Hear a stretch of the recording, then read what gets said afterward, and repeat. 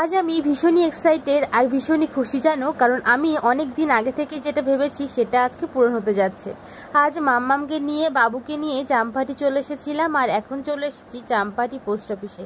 আমার যেহেতু মেয়ে সন্তান, তাই আমি অনেক আগে থেকেই ভেবেছিলাম ওর জন্য সুকন্যা সমৃদ্ধি করব।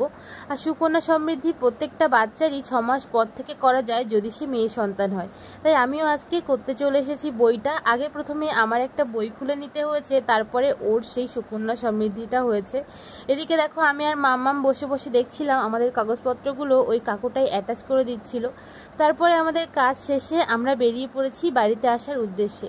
আচ্ছা, তোমরা এখনও কারা কারা সুকন্যা সমৃদ্ধি করোনি নিজেদের বাচ্চার জন্য অবশ্যই কিন্তু করে নিও, কারণ এটা ওর পড়াশোনার সময় অনেক কাজে লাগবে। এমনকি ওর 18 বছর হয়ে যাওয়ার পরে ভীষণ বড় একটা অ্যামাউন্ট পেতে পারো তোমরা, যেরকম জমাবে সেই রকম। আচ্ছা, ভিডিওটা ভালো লাগলে লাইক কমেন্ট করো, বন্ধু হয়ে পাশে থেকো আর আমার মাম্মামের জন্য শুভকামনা করো।